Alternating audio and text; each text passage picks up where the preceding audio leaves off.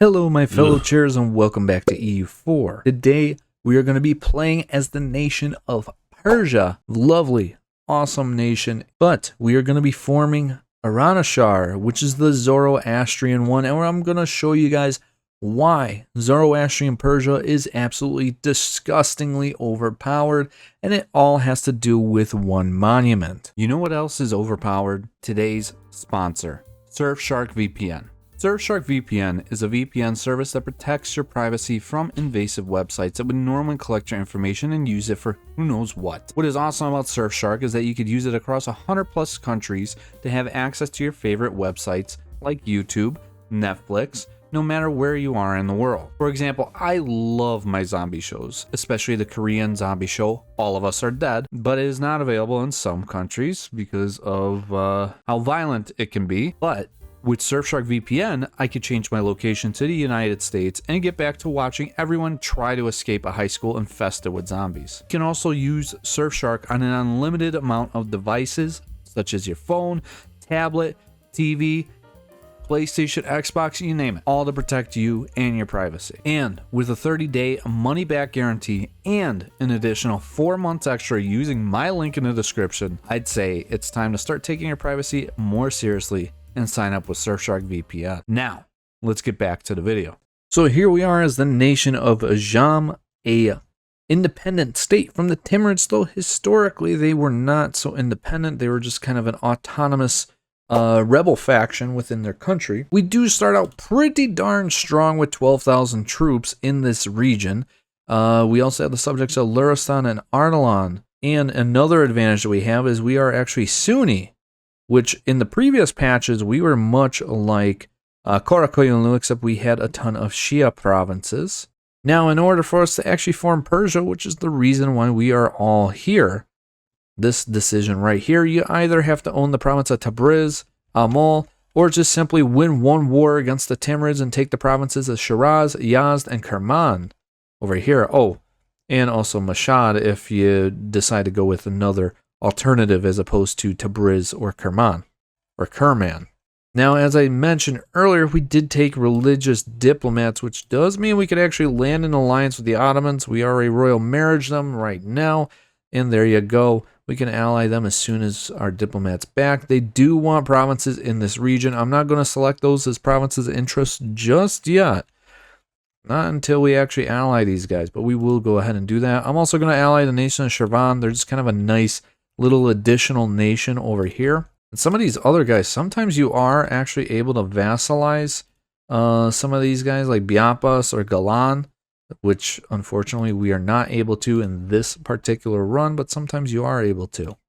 And in terms of rivals, I will just go ahead and rival Qara Qoyunlu, the Timurids, and Mushasha. And actually, our very first war is going to be against Qara Qoyunlu, especially since we have the Ottomans. Once we actually ally them, we're pretty much set up in a perfect spot defensively. Timurids, we're not going to go for them until Shah Rukh is dead. Once he's dead, we're going to come back and beat up on the Timurids because all of their subjects are going to be extremely disloyal. Now, as I mentioned earlier, we are actually going to be invading Qara Qoyunlu first. They are allied to Mushasha, and typically this alliance happens in every game. I'm going to go ahead and invade them. We're going to do, I guess we'll do Reconquest here. Not going to call on my allies of the Ottomans or Shirvan, though I guess I really could because the Ottomans would not be able to take land over here. You know what? Yeah, we'll go ahead and do that, actually. They shouldn't get penalized because they're not going to be able to actually take land. So we'll go ahead and call on the Ottomans. We're going to do this for a Reconquest. Not going to give these cores back to my subject. Well, I may actually give them back to them.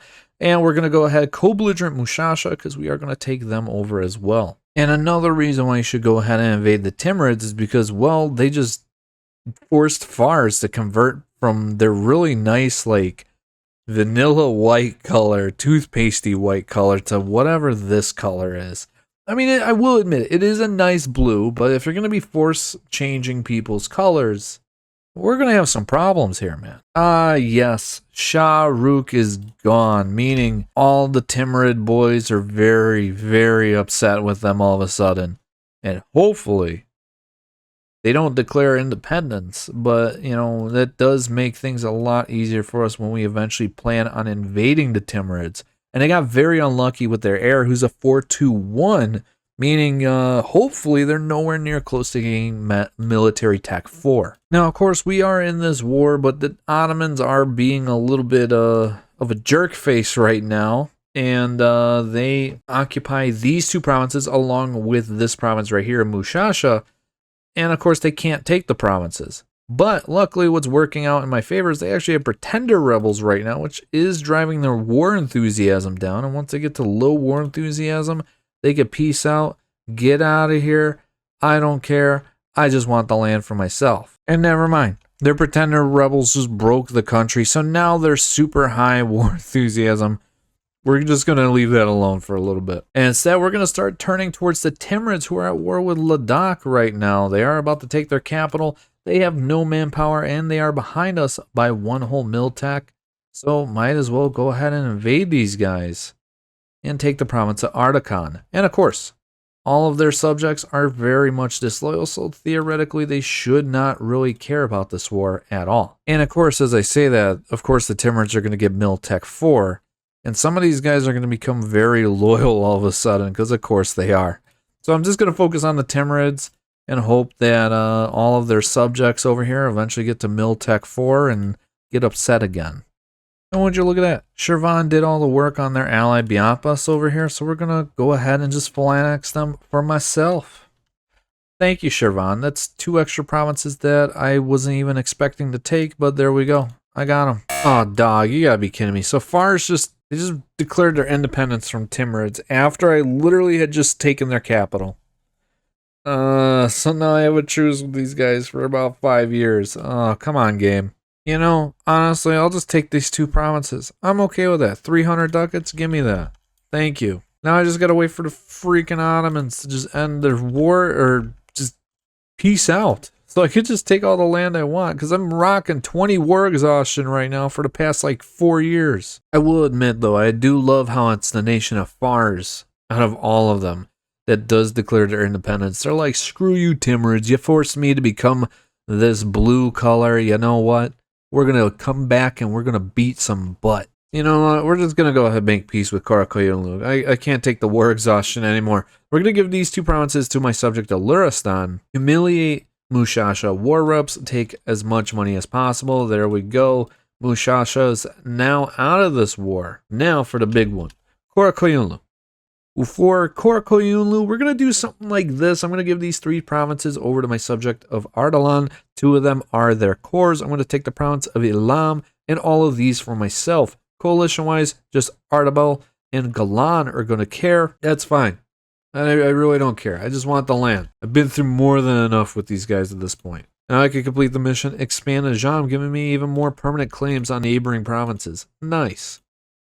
I also have a core on Baghdad as well too, because I did get the event Sunni defectors.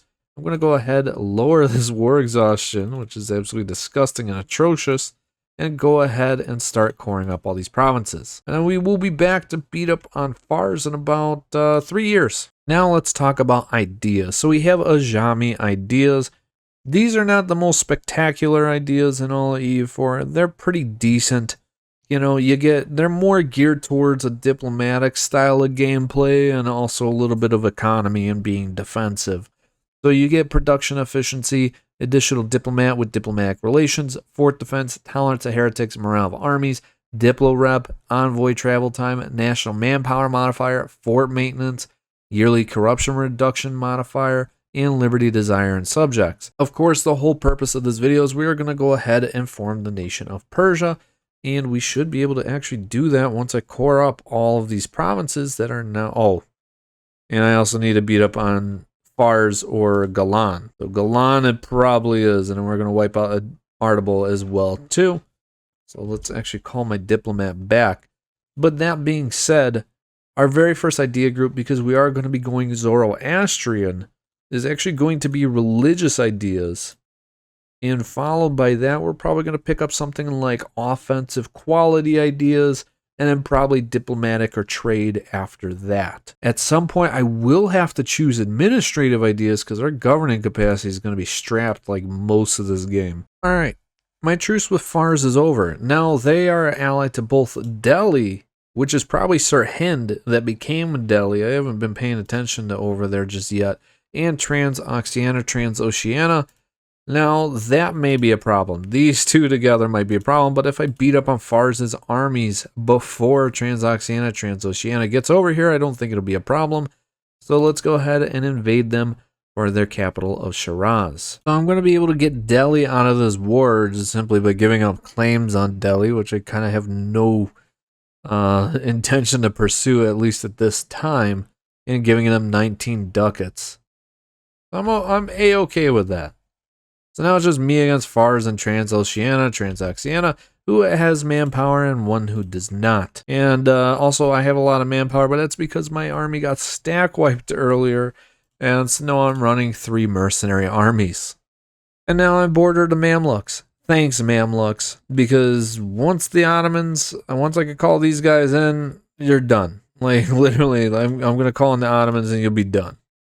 Also, why does Ferrara own this chunk of Serbia all of a sudden? Oh, they have Albania as a PU part. What the heck? Is Ferrara part? No, they're not part of the HRE. What the heck is going on over here, man? Also, Danzig's a thing, and they, of course, did their usual thing. And Great Horde is also starting to have the makings of a pretty darn good game also.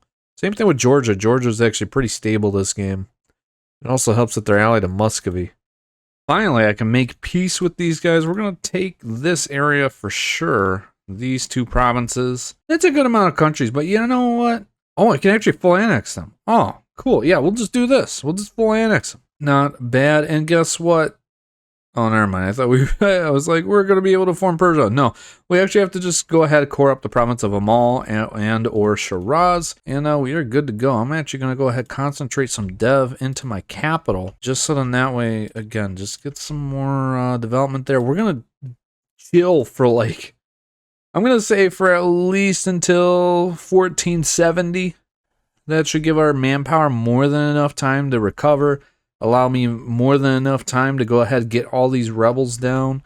Maybe start paying off some of these loans. And maybe we could actually get the Ottomans to help us out in a war against the Mamluks at that time. And finally, the moment we've all been waiting for, I could finally form the nation of Persia. We are now an empire, no longer a duchy. Get those amazing traditions and ambitions. No longer an Ikta. And there you go. The ideas that the Persians have, which if you guys have never played as Persia before, you get morale of armies plus 15%, cav combat ability plus 15%, recovery army morale speed, national manpower, goods produced discipline, caravan power, production efficiency and prestige, dev cost and manpower recovery speed, along with national tax modifier. Very, very nice. And we could go ahead and complete this mission.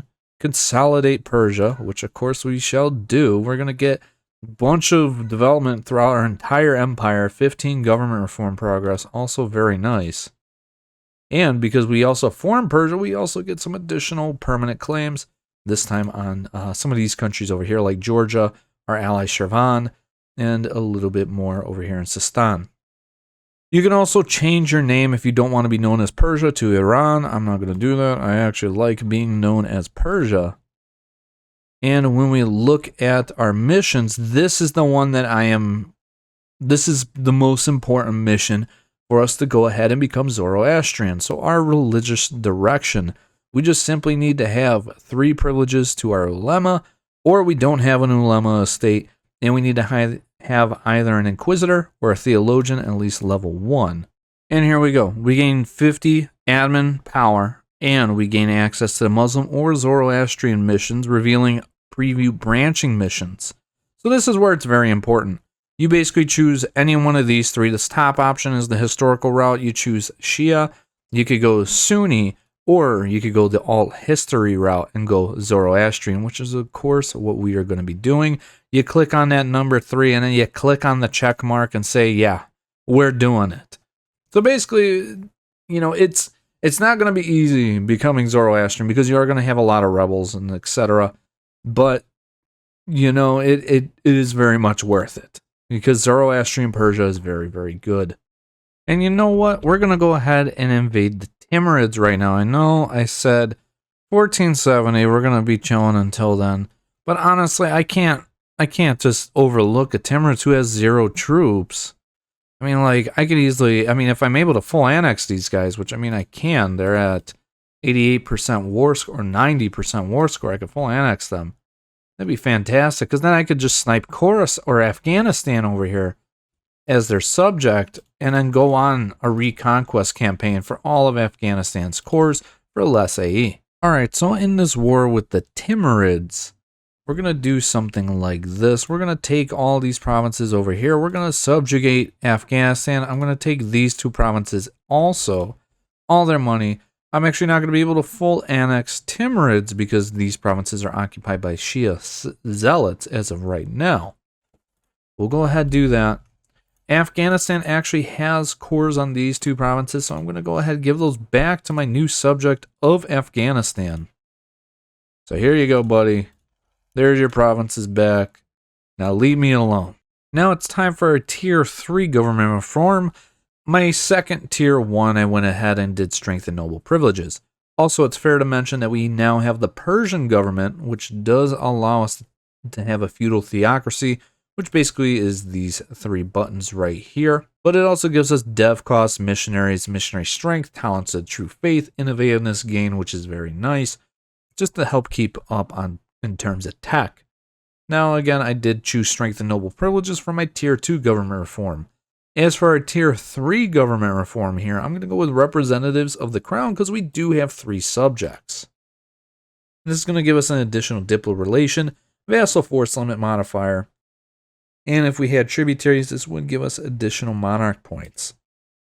And here we go, along with those Zoroastrian events, we have the Zoroastrian study. Either we just promote their studies and it's going to upset our lemma, which obviously that's kind of the choice that we have to choose, or tolerate their studies in secret. We're going to go with this top option here. Because again, we are trying to become Zoroastrian, and that's the whole purpose of this campaign, and to show you why a certain monument over in Shirvan is the reason why Zoroastrian is so broken. So all the land that I have taken within the past 30 or so years is finally all within a state. And of course, because we conquered it, it has a high degree of autonomy. Now I'm going to go ahead and decrease autonomy in every single one of these provinces, which does mean that we are going to get rebel bombed. But at the same time, I mean, it's both a plus and a minus because of the rebels. We can use them to basically farm army tradition. However, on the other plus side is we actually get a ton of money, a manpower generation, and it increases our force limit. The only negative side, you get rebels that you have to fight, and you have a ton of them. And here is another one of those Zoroastrian events. Pretty much we have a prophet that appears within our country. If we endorse this man, it's going to speed up the process of becoming Zoroastrian. If we don't, it does slow things down. Obviously, both of these options give us rebellions. This third option here, basically we try and catch the guy and execute him. We're going to go for this top option right here.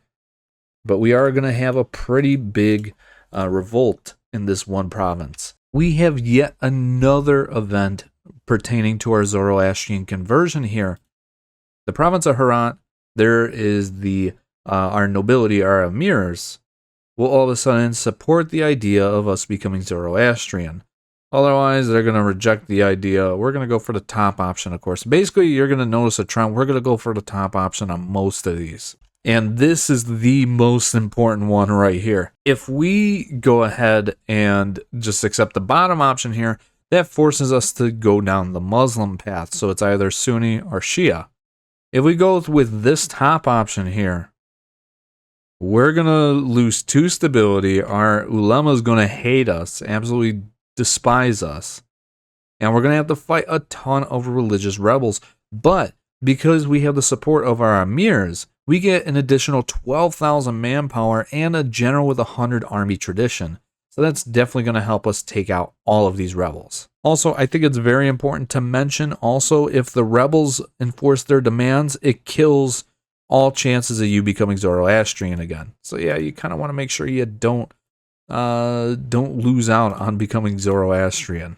And the following event is just going to make our ruler Zoroastrian. So yeah, even more rebels. Let's do it. And now that I've gone ahead, wiped out all of our religious rebels, Zoroastrian becomes the new state religion of Persia.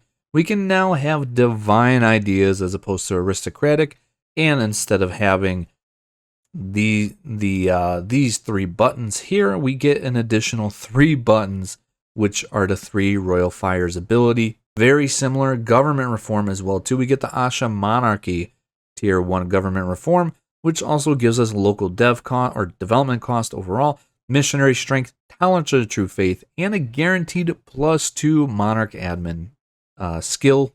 And on top of that, you also get the +25% innovativeness as well. So now we are Zoroastrian. So yes, that means all of our country is essentially in turmoil at this point. So of course, we're going to have to go ahead and use our missionaries to start converting everything. We can also complete another mission, Reborn in Fire, right now. So if we complete this mission after completing the Persia and Zoroastrian event chain, we gain 2 stability. Our estates lose some land. So it's actually a good idea. I'll go ahead, seize land right now, and then do this so we get a little bit more land. Now I can complete rites of admission here, which gives us additional missionary strength till the end of the game. Additionally, this event will pop up a Zoroastrian identity. Either you could stay as Persia, or you could become Aranachar, which now has new traditions and ambitions. Now, I will admit, I personally think that Persian ideas are better than Aranachar's ideas. However, I think Aranachar is just fun to have and to play as. And their ideas are very good. There are some things in their ideas that do make their military maybe just slightly better than the Persian military. And of course, we will take the new traditions and ambitions. Now let's look at these bad boys. So you got Iranian ideas. You get that 15% morale of armies, similar to the Persian ideas. You get +2 Diplo rep. And at the end here, this one's very nice. Similar to Great Moravia, you get overextension impact modifier -20%. First one, you get tolerance to the true faith +2 and yearly government power, which of course we will get into in a moment. Tech cost of advisors with ruler's religion -20%. So this nation can actually be very viable for playing tall if you stack some ideas like innovativeness or administrative ideas. Now, stacking or building upon the original Persian ideas of that 15% cavalry combat ability, you now get 20% cavalry combat ability, but you get it in the middle of your ideas, which kind of sucks as opposed to right away. You get the caravan power again, fort defense and garrison size, and then the last one, which is very, very nice, artillery levels contribution to siege. So the more cannons you have, the faster it is to siege down provinces. But where do we go from here? You know, honestly, I mean, the only thing that makes sense at this point is trying to reform the Persian Empire. And there's also an achievement at this point, which is keep the flame burning. As a Zoroastrian nation, own all religious centers and monument on tier 3. Now, what is this unique monument that I've been talking about since really the start of the game? That is in the province of Shirvan. This monument right here is absolutely broken and disgusting. When you max it out all the way up to level 3 or tier 3, you get a guaranteed plus 10% discipline, plus 5% land fire damage, and minus 10% fire damage received. In addition to those holy sites being, just kind of here and all that stuff, they work similar to the Coptic religion in EU4, where you actually get blessings and you could choose any one of these. Personally, these two are my favorite ones. That missionary strength and that governing capacity are both very nice. I'm thinking we're going to go ahead, take advantage of Sistan, who did just get completely beat up because Yarkand is trying to break free from Mogulstan over here. So we're going to go ahead and invade Sistan. They're only allied to Sind. Don't really care about them. Should be an easy enough war. I'm thinking we're going to do kind of a bit of a big war here. We're going to invade the nation of Khorasan, who is allied to Sauron, who's over here next to my subject of Ardalan. They're also allied to Uzbek, who has had a pretty damn good game. And we also have Baluchistan. I'm going to go ahead and co-belligerent, and they're only allied to Mahra. And hopefully my ally in Oman can kind of negate those guys. Hopefully these subjects take out Sauron, and hopefully I can focus on Baluchistan. So far this war has actually been super easy. I went ahead, pieced out Mahra, thank you Oman, and Baluchistan literally went down without a fight. So Afghanistan integrated all of them. And Afghanistan has almost all their cores back. We just kind of have to start pushing into Delhi, Moghulstan, and Yarkand in order to get the remaining cores back. And of course, I got to start invading Transoxiana, Transoxiana, in order to beat these, really just solidify ourselves as the big dog over in this area. And of course, our manpower is not looking too good, so next couple of years, we'll start trying again to start pushing westwards. Oh, finally, actually, hold on. We might actually start doing this right now if the Ottomans are actually going to help us. I just got to wait for a diplomat to come back. Yeah, we'll just go ahead and do this now. Sorry, I was originally going to wait, but honestly, I'm not waiting for these Ottomans. We're doing this now. Finally, I embraced the Renaissance. I had to sell titles, so now my crown lens is really, really bad. But more importantly, we can finally pick up another admin idea group. Well, we can finally pick up another admin technology, and this time we will go ahead and choose a military idea.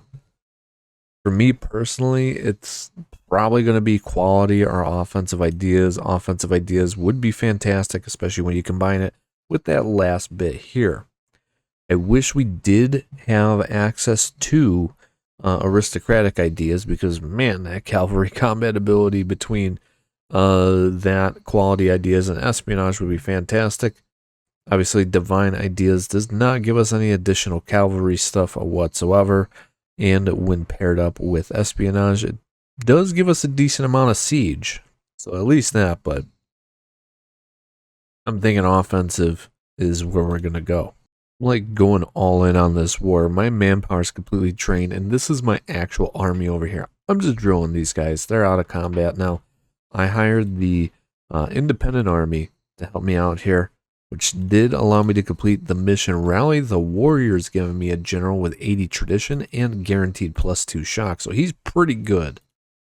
But yeah, I mean, we're going all in on this war at this point. I really want to beat up the Mamluks. They're very, very strong. In fact, I'd say that they're actually stronger than the Ottomans this game. Because the Ottomans, even though their troops are better right now, the Mamluks just have so many more guys than the Ottomans do. And it's actually given us a hard time. You see these guys right here? This is pretty much the entire Mamluk army. Honestly, once I beat these guys, and hopefully I beat these guys, that should kind of do it, because Mamluks are out of manpower. Oh, there we go, yes. All right, finally a win. Now, why did I stay in this war, even though it was going to be a lot tougher even without the Ottomans? Honestly, some of it is just to show you guys how you could still win a war just simply by getting your face punched in repeatedly over and over and over again. Sometimes you find yourselves in these wars where, like, you think you're going to win the war, or you know that you're just hopelessly outnumbered, and the only way that you're going to win is, I mean, if you have a good economy, like how I do right now, to where I could literally go over my force limit by at least an hour, like 13,000 troops, and hire 2 merc stacks. Like, hiring these 2 guys, so then that way my army could drill in the background, is honestly fantastic. And now I'm starting to get my manpower while I'm in this war. I'm not using or expending any of my manpower. And even though we are a whole mil tech behind, again, just constantly throwing men at the problem just seems to work. And finally, like that, we could get the peace deal that we want, pretty much taking over all of Iraq from the Mamluks. In terms of coalition, yeah, we'll get a little bit of a coalition, but that comes with the territory. Literally comes with the territory. And on top of that, we'll get these couple 3 provinces over here from Hassa. Perfect. Okay, I'm thinking we're going to go ahead and invade Georgia because I can actually get the Ottomans to help me out against them.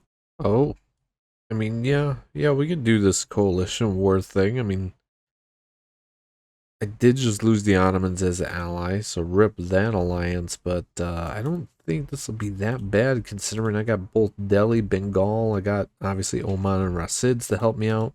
And Mamluks just recently got beat up by the Ottomans, so I don't think that these guys are going to be doing too well against me. Finally, I can wipe peace out of this stupid war.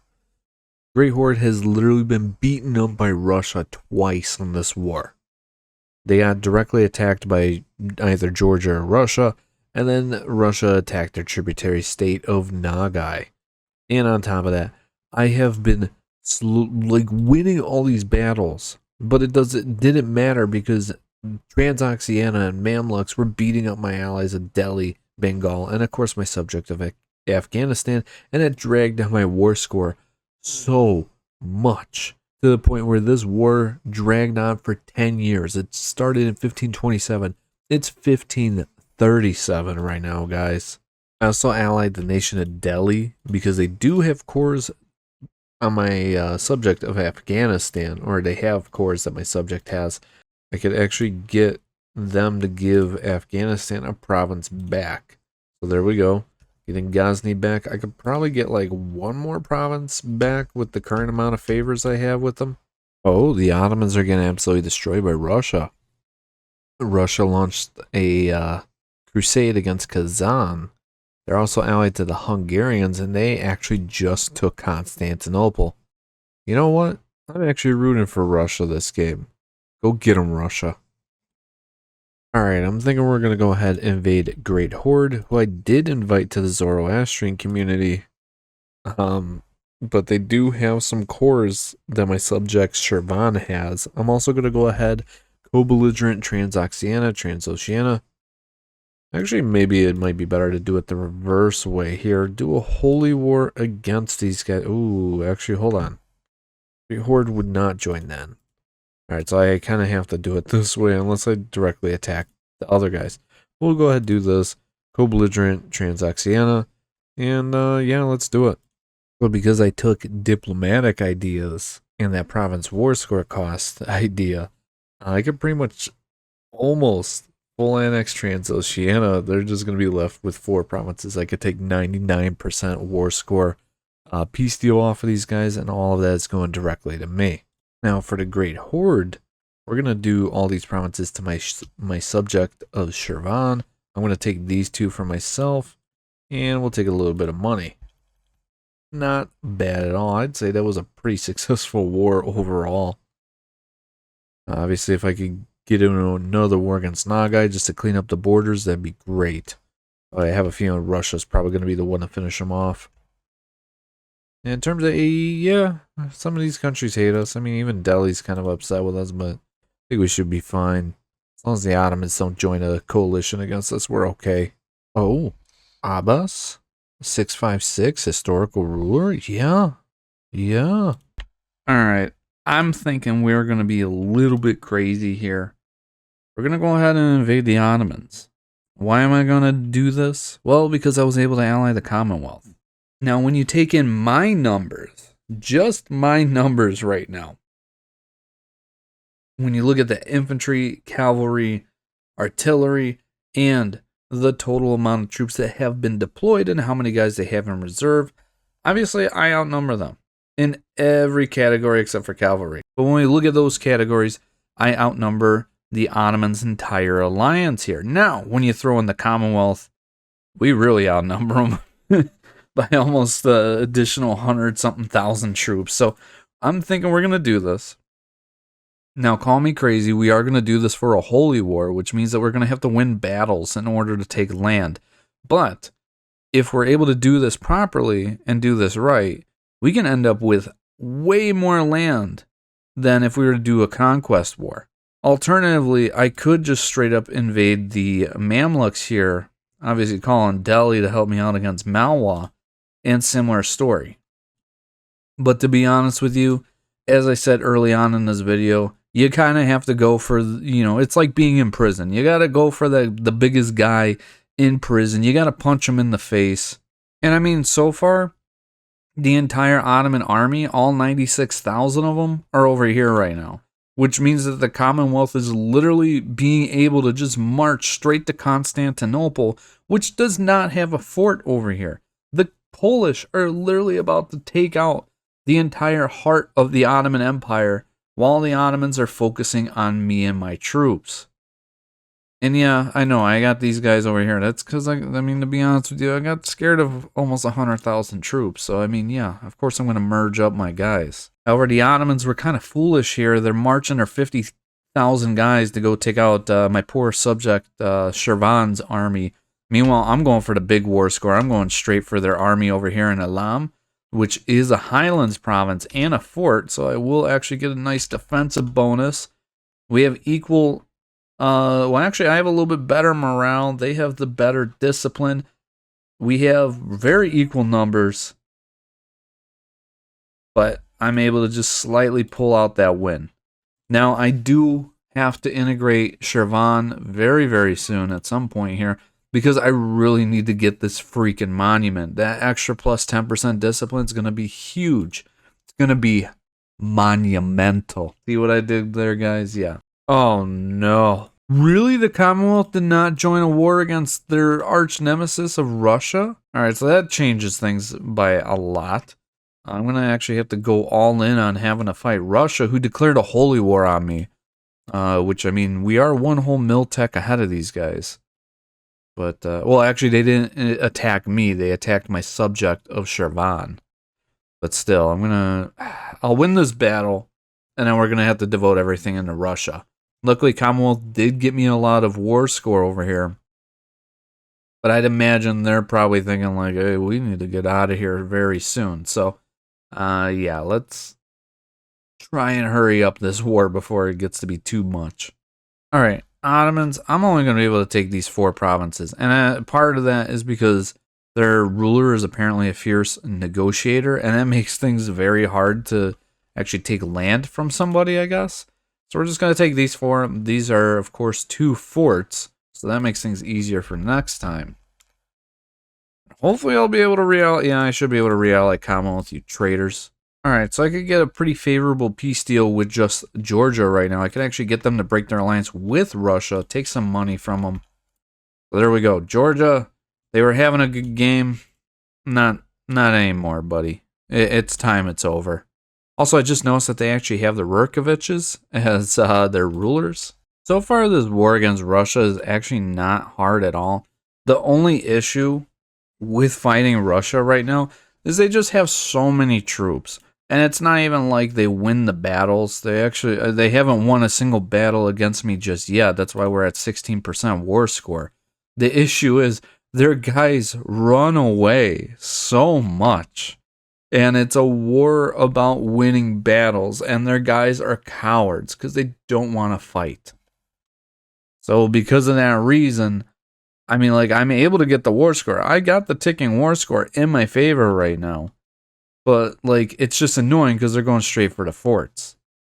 Alright, I can win this war. I don't know why it's only going to allow me to have a 13% peace deal, especially when I'm winning by 31%, but whatever. I'm just over this war. It was just such an annoying, nonsensical war. Like, the Russians literally were not winning the war at all. They started out the war with almost 200,000 guys. They have 100,000 guys. It was just such a dumb war. Now I'm just going to reallocate a Commonwealth. And guess what? Russia, now you're on my shit list. Oh, now I'm going to have to go out of my way just to kick your ass. And while I'm waiting for my manpower to recover, because, I mean, that's what happens when you're fighting both Russia and the Ottomans, I'm going to go ahead and start integrating Shirvan. So this is kind of funny. I can make the knights Zoroastrian. So now we're about to have Zoroastrian knights. The Crusaders have become Zoroastrian, ladies and gentlemen. They're no longer fighting for Christendom. They're now fighting for Zoroaster. I also thought about it, you know, we already have offensive ideas. We're about to be finishing this up. We've been, like, running a super high admin, like, run this game. We're just going to go ahead and pick up administrative ideas. I thought about it. My governing capacity is also like almost maxed out. So I mean, obviously, as you guys saw, that literally just allowed me to complete my ideas. But the plus 20% governing capacity is going to be fantastic at the end there. And of course, all that additional core creation cost. So far, I've gotten the Great Project in Shirvan up to level 2, meaning that we have guaranteed plus 5 discipline, fire damage received minus 10%, and of course that culture conversion cost, which is pretty nice. Now I just have to get up to 5,000 ducats so I could upgrade this, get an additional plus 5 discipline guaranteed, so up to 110% discipline guaranteed with that land fire damage dealt to enemies and that fire damage received. Oh man, I'm excited to see how we're going to stack up against the Ottomans in our next war. And just to speed up this process, I just took out all my burger loans. I'm going to go ahead and take out a couple more loans just so I could start this great project, because I see the Ottomans are at war with the Mamluks. I just want to go ahead, build up this monument, start kicking some major ass with both the Ottomans and the Russians, and just honestly just get right into just being the dominant power that I know that we should be. I mean, if we had that institution, printing press, we would be number 3 right now. Ottomans are nowhere near our development right now. They're like 400 below us. Even our ally Commonwealth is 300 below us. The next closest being both France and Russia, who are both slightly ahead of us. Oh, and I guess England too, who we are over 100 development on those guys. But we are going to go ahead and start rushing this monument down now. Finally, with that monument being done, we now have 115% discipline guaranteed pretty much between offensive ideas and just that monument alone. Obviously, taking quality ideas will push us to 120. Have a discipline advisor, 125. With economic ideas, 130% discipline. And if your advisor is at least level 3 or higher, there's a chance that it could actually make it plus 10%, so you could get up to 140% discipline. Now that our manpower is pretty much right where it needs to be, I'm caught up to tech in terms of fighting the Ottomans over here. I also made Syria into a subject over here as well, so we can actually take some of their cores back from both the Mamluks and the Ottomans. I'm going to go ahead and do a holy war on these guys again. Actually, no. I learned my lesson last time. We're just going to do a reconquest war. It's right there. We're just going to take that. We're going to push for a reconquest on the Ottomans here. My poor subjects over here are going to have to take the brunt of the Vijayanagar assault over here. I really was hoping I could get Delhi in here. Oh, actually, hold up. I actually might be able to get Delhi to help me out here. Because if I could get them to help me out, oh man, that'd be fantastic. They could basically just take on Vijayanagar like mano-y-mano. Oh yeah, there we go. I literally just have to pay off their debt. There we go. Oh, perfect.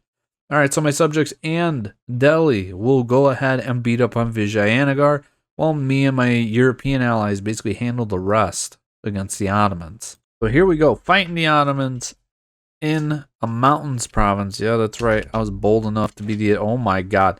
Well, anyways, looking at our actual numbers here, I do have the better discipline, better morale, better tactics. Just, yeah, the Ottomans are defending in a mountain fort, which is obviously not ideal. So we're going to have to try and retreat before that 64 stack gets over here. Oh, and they're just going to send some guys to die into my army. Nice. All right, much easier war out of all this. So we're at the 64% war score. I'm going to go ahead. Obviously, we're going to give Syria all their cores back. I'm going to make the Ottomans end their alliance with Vijayanagar. That's just kind of annoying. I will take war reps and like all their money, just so then that way, hopefully drive the Ottomans towards bankruptcy, especially since they don't really have a lot of manpower or troops. Obviously, they're not really going to be able to recover. I'd expect a nation like Russia to go ahead and invade the Ottomans because they don't have any allies now. And what I'm going to go ahead and do for myself is I'm going to launch a holy war. That's right, we are going to do a holy war here against the Mamluks. I'm going to be trying to take as much of their land as possible. I'm also going to co-belligerent the nation of Malwa. So then that way, hopefully we could get a large chunk of India. With Malwa in this war, I'm going to take something like this. This is separate piecing out Malwa. And again, I co-belligerented these guys. So that's why we're able to take so much land. So we'll go ahead and do this. 100% peace deal. Boom. We got our holy site that we so desperately needed. And eventually what I'm going to do is actually divvy out this land to my subjects at some point, and I'll just go ahead and start converting it and not have to worry about spending any of my admin points. Now, when it comes to the Mamluks, I will actually figure out what land I'm going to take and what I'm going to go ahead and give to my subjects.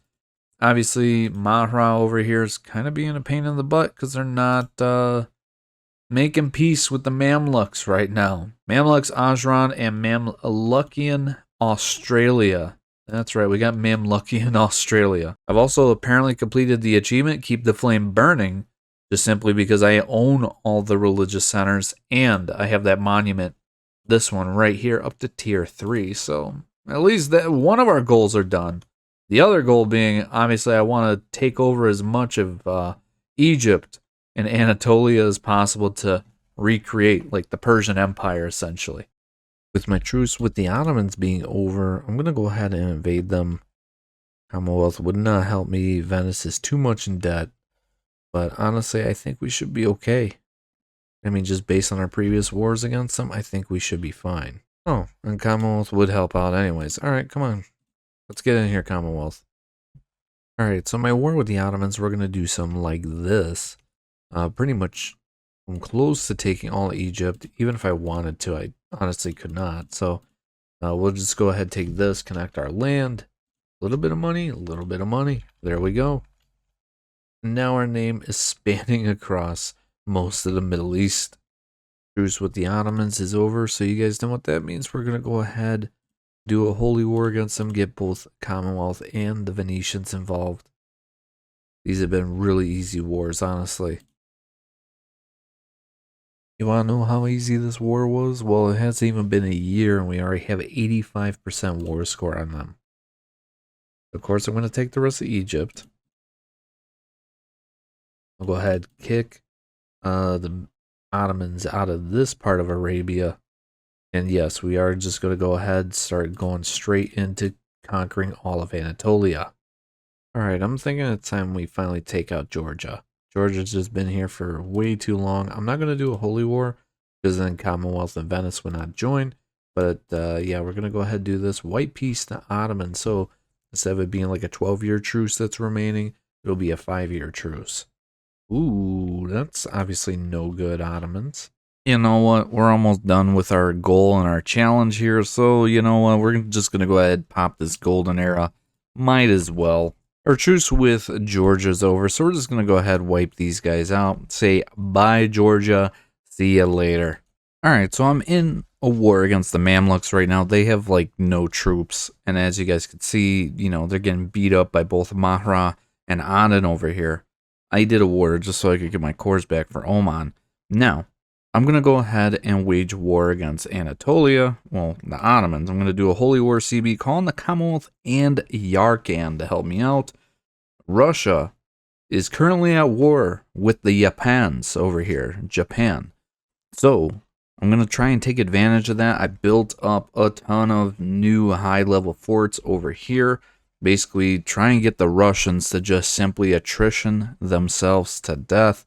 That's right, we are pulling a Russian tactic. We're doing the old Uno reverse card on those bad boys. And we're going to do the same thing to them. Meanwhile, of course, we are going to be trying to push for at least the Thracian area over here into the Balkans. We'll see how that goes.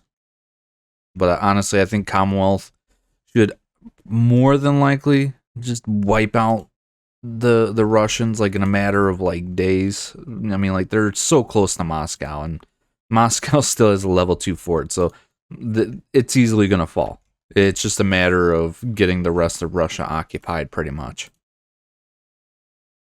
Alright, so with Russia, as I said, Commonwealth single-handedly dealt with the Russians for me. So I'll actually be able to take the Circassia area over here, kind of completing, making that region look a little bit nicer over here. And I'm also going to end their guarantee over the Ottomans. There's also a ton of rebels apparently over here in the Balkans, which I did not notice. Ton of Serbian separatists and Bulgarian guys. So there we go, kicking Russia completely out of the Caucasus. Now, some of the other nations that we could definitely get out would be like Aden down here. We could probably get a doll out of here as long as I can get to their capital. The issue is actually getting to the capital. Alright, so Ottomans, we're pretty much going to seize all of Anatolia from these guys. And we're also going to take the province of Gallipoli over here for 100% war score. Now, this will put us over 169% overextension. And what I'm thinking, after we're done coring all this stuff up, we're just going to truce break them because we are so freaking close to just completing our freaking objective of basically reforming the Persian Empire. So, might as well at that point. So there we go. Big chunk of Anatolia is now ours. Here, alright, so we got Greece. Greece is a thing. And as soon as our Holy War CB appears on them, we're going straight after Greece. Same thing with Bulgaria. And you know what? Since Greece is here and, you know, obviously the Persian Empire is here, I'm obviously going to take the Thracian area over here. This is all going to be mine. We're going to subjugate the Greeks just to make it fun. Just to make it fun. All right, without wasting any more time, let's just go straight into invading them for Constantinople. And of course, I'm going to take the province of Mentetia down here as well. And that's going to be our last war, and then that's where we're going to call it. So, and like that, we can also complete the mission, end the Turkish threat, by simply kicking the Ottomans completely out of Anatolia, giving us even more permanent claims, this time on the Greek region, like Morea, Thrace, Macedonia, and northern Greece. We also get Janissaries. Hope you guys really enjoyed this video, and if you did, please make sure to leave a like on this video, and if you're not already subscribed, make sure you hit that subscribe button. It's free. With all that being said, I will see you guys in the next one. Chairman out.